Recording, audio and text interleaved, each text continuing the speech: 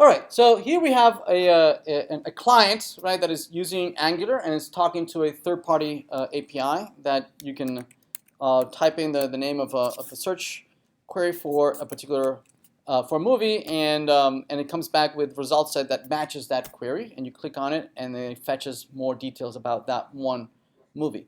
This is built using Angular, and I'd like to explore the possibility of rebuilding this same exact application, but using jQuery.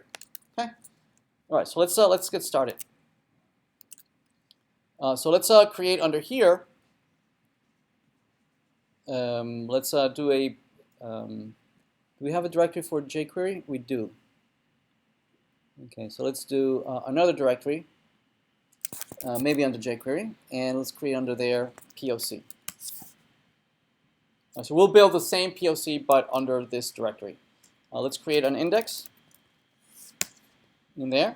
We're not going to use Angular. Instead, we're going to use the raw power of jQuery. So we need the jQuery library, which I believe we have. And I believe it's 3 levels up, maybe. No, 4 levels up. What do we have here? jQuery. What else do we have here? jQuery min. There we go. Okay, that's all we need. Plus, we'll need the Bootstrap CSS.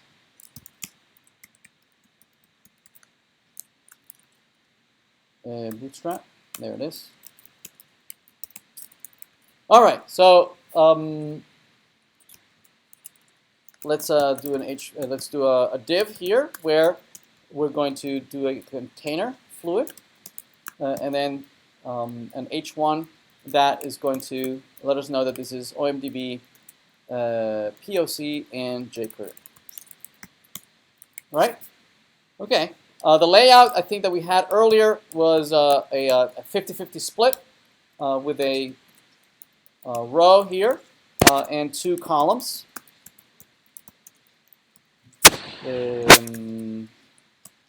This is x as 6. So that's the left-hand side, and there's the right-hand side. So this is this was the search, right? And then on the right-hand side we had the details. Okay. And on the left-hand side we had an input field. So input, and the input was a container. It was a form control. And there we go. Right. Now, in Angular we had this ng model, right? And that's how it was hooked up to some JavaScript in the back end, right? We don't have any of that, right? Here, the only thing we have is the DOM itself, okay? So if we want to be able to listen for this incoming input string or clicking on a button, right? The only way to get a hold of it is by retrieving it from the DOM, right? So we're going to give it an ID in the DOM. So we'll call this title. We're going to have to grab this from jQuery. Right? And then we're going to have a button here. We're going to say button. We're also going to give it an ID. We'll call it search button. Right? And this is a button primary, and this is button block. Right? And this is a search. All right. So let's navigate there. So let's see. This is let's go back up one. Let's go to jQuery. We had the POC in there. Okay, so we have on the left-hand side, we have the search input field and the search button. All right, so let's see how we can interact with this using jQuery. So to do that, we'll put our code again in a source app.js, but there's not going to be any Angular in there. So let's build here and put an app.js in there. So this will be app.js. It's always inside of an if statement. Okay, so we're here. So this gets called. We're going to use jQuery. So just like Angular declares a global variable called Angular, jQuery declares a global variable called jQuery. Okay. Now this object, or actually it's a function. It's a very powerful function. Depending on what you pass it, it behaves differently. One of the common things to do is to pass it a function that will be called at some point, right, to initialize and get everything going, right? What happens is that jQuery, right? If jQuery tries to start manipulating the DOM, right, it might be a little bit too early. Because notice where the app.js is. It's up here. See that? We haven't gotten to the rest of the document yet. Right? The browser hasn't yet been able to render the div, the h1, all these h2. It hasn't gotten to build the DOM yet. Right? So if we try to start manipulating the DOM too early, jQuery says, I don't see anything. I don't see any DOM. Okay. So what we're doing here is that we are registering. We're telling the browser, hey browser, whenever you're done parsing the document and when the DOM is ready to be manipulated, notify me. Let me know. Okay. What this does is that it adds an onload, right, on document load event handler on the body. On the body, it adds an onload. Okay, and it calls whatever function you register there, right? So that jQuery knows that, ooh, okay, the DOM is ready. Okay, the document has loaded. I can start playing around with the DOM. Everybody okay? Okay. So when this function is called, we are guaranteed that the DOM has been already added, right? It has already been rendered. So now we can start mocking around with it. Yes? All right. Okay, so what do we want to do here? Well, we want to grab this button, for instance. We want to grab the button and add an event handler and say, hey, if that is clicked, call this function. Right? So we're going to grab this button. So we're going to be using jQuery. Right? And jQuery takes as argument, can also take as argument a string. Right? So it can take as argument a function, like we did for init, or it can take in a string. Now that string, it's a CSS3 string, right? It's a selector. It's selectors like you would have in your style. Where are the styles? These styles, right? These CSS selectors on the left-hand side allows you. What does CSS do? CSS allows you to refer to different pieces in the document, no? And then paint them with colors and styles and widths and heights and whatnot. Yes? That's what CSS allows you to do, right? On the left-hand side, it allows you to refer back to the document and then do some transformations. Well, JavaScript, jQuery allows you to do the same thing. It allows you to refer to different pieces of the document, to the original HTML document. So we have this button. Where's the button? Search button. So we can refer to it like that. Remember hash. Hash is matches with ID. Okay? And we're saying grab the element. This means grab the element whose ID is search button. Grab it. Now I have it. Now I have that button. Okay? And I can store it in a local variable. It's a good idea to keep the same variable name. They don't have to match, but it's a good idea. Let's see. We can grab the input field. We can grab the input field.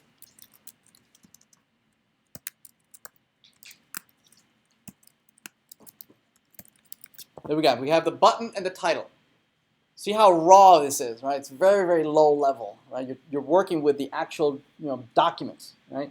Which Angular abstracts. You never see in JavaScript referring to anything in the DOM, right? It's all object-oriented. You're passing objects back and forth. Here, you are working. You're getting your hands dirty with the actual DOM elements in the page.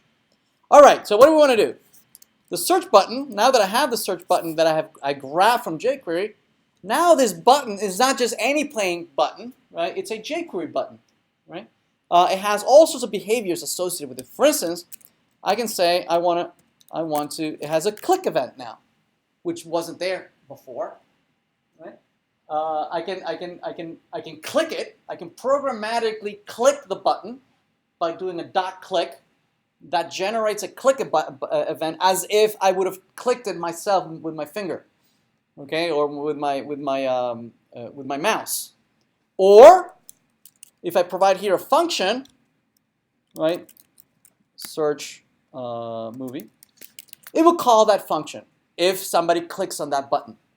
I can either generate an event or I can listen for an event, depending on the arguments. If I pass no arguments, I can generate the event. If I pass a function, I am creating an event handler, right, which will invoke this function if, right, it will invoke the function, which can be declared down here, right, if I click on that. Everybody okay? Yes? Oh, search movie, I meant. Search movie. Okay. All right. So let's see. We could do an alert, right? And make sure that indeed we are being invoked. Let's refresh. And if I click on that, notice that it says search movie, right? So yes, we are listening for that incoming request. Everybody okay? All right. But what we really want to do is grab the title, right? Whatever you typed in that title. So we can grab that var movie title. Is the title? Maybe we should give it a name. Title field, maybe. That's better, right? Title field, and I can grab the title text. We can grab the current value of that field, right? Value. So we can then search and the title text. Let's see if that works. So if you type here Batman and you do search, it says search movie Batman. Yes? Everybody good? All right. So what we want to be able to do is invoke and generate that URL, right? And the URL is going to be that omdb URL. Let's go back. I don't remember what the URL looks like. I think it looks something like this, where you have the API key, and you have the search equal, and then the title text. There it is. So we have the title text, right? So that's what we're going to be searching for, and let's alert that. Let's see, or let's do a console log URL. So this is, let's inspect and do a console. So if I refresh, Batman, that's the URL. So that's the URL we're going to be using. And now we have to send a network connection, right, to that URL. Right, so let's do that. Right, so to do that, we need to send an actual AJAX call, right? In Angular, we would use $http.get, right? Here, almost as easy, not quite as easy.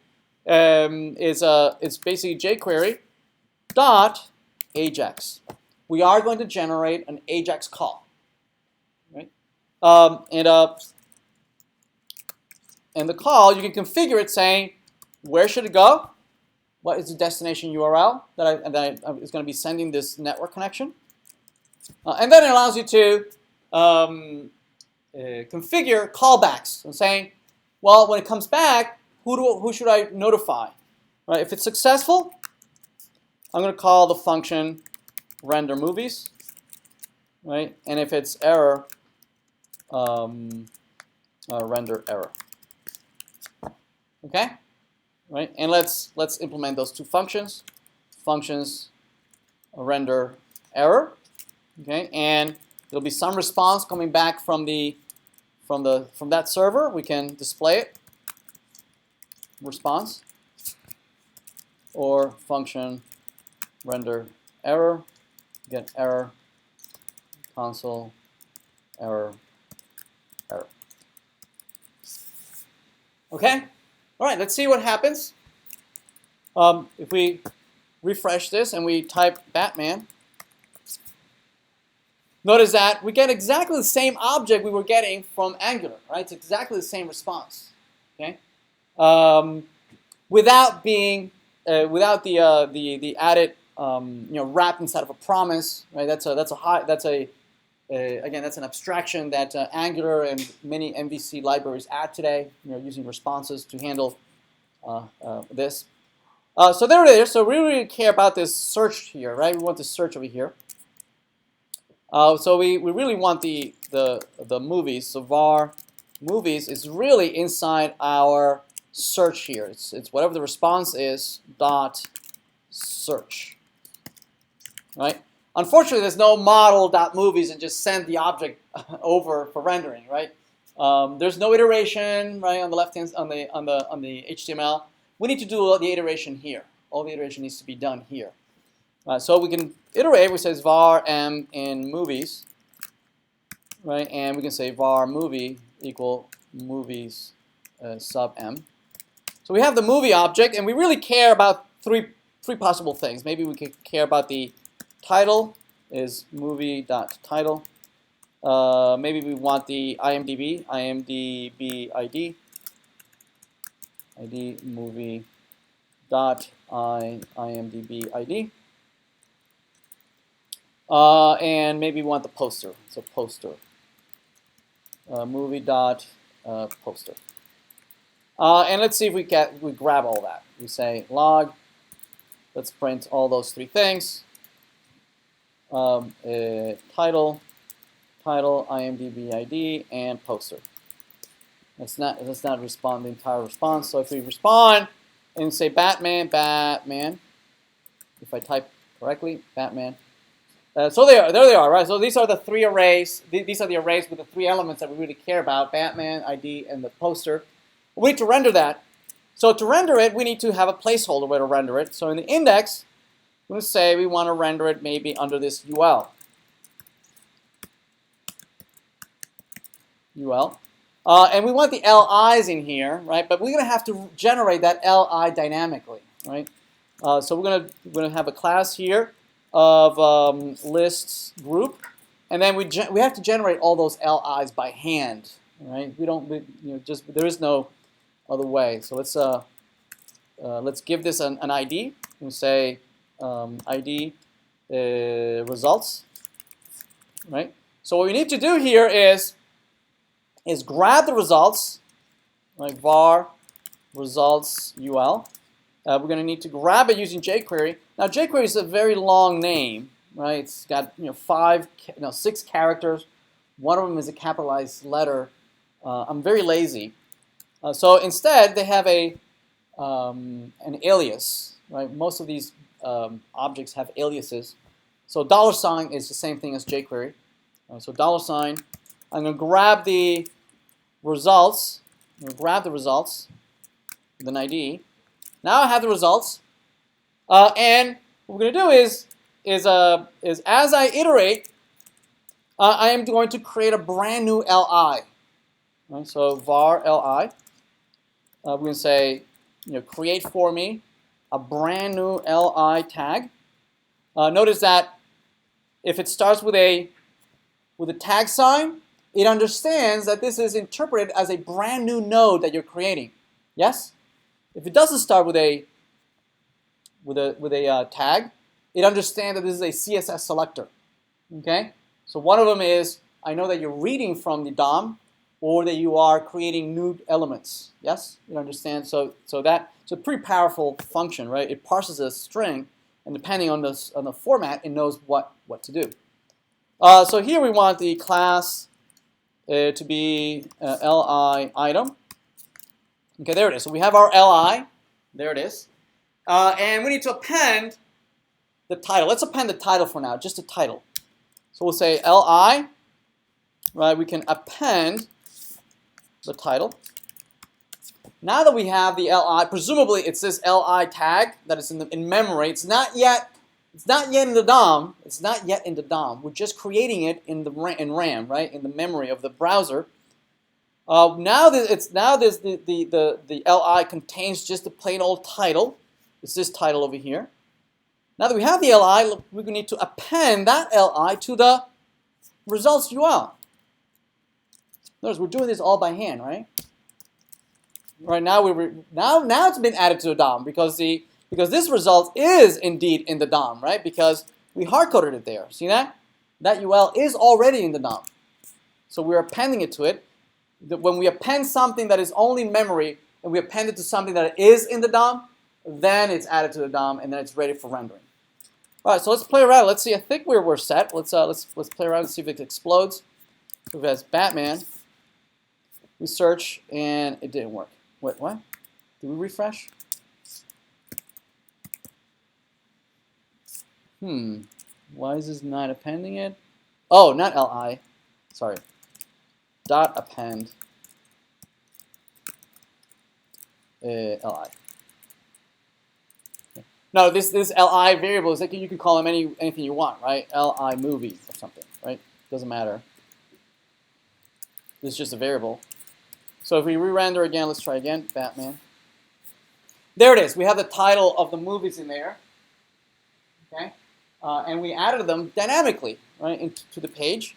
If we search again, Alien, and we search again, it looks like it didn't work, but actually what's happening is that they were added all the way to the bottom. See that?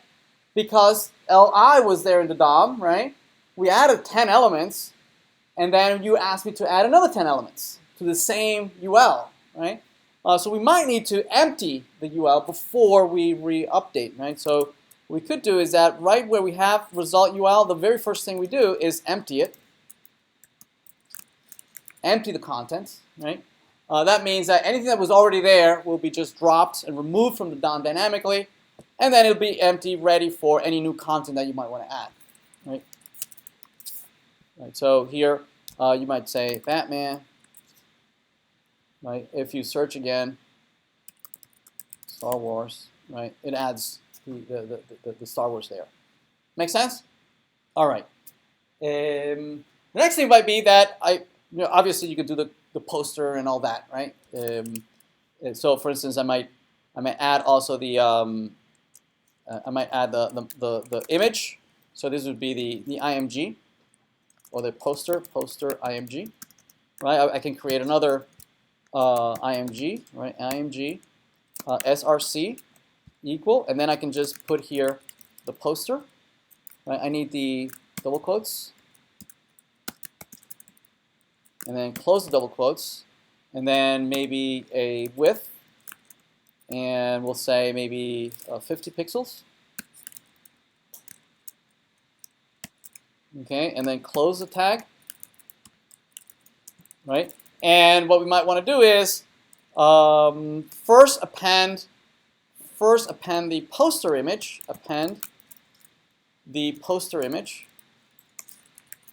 and then we're going to append the title. So it's going to append first the image, right, and then it's going to append the title. So let's render that again. So we have the image and the title, and the IMDb will be just as easy. Yes? Do you need to close your UL? Does it really matter? I'm sorry, what? Where? So like if you opened up or take it back to your index page. Oh, okay, never mind. You did close it. Yeah. Here you don't need to close them, but you can if you want.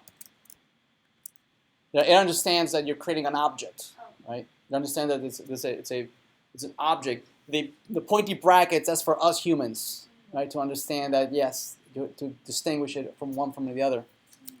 So the other thing would be that we want to be able to click on these LIs, right? And so each LI, we would like to be able to click on them, and then depending on which one you clicked, it would tell us, oh, it's this object, right? So you could not only append, but you can also render a associated click event on these, right? This li that you just created dynamically, if somebody clicks on it, notify on a function render details, right? Which could be another function down here. Oops. Function.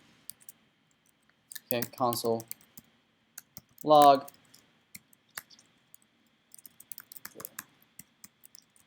render details. Log.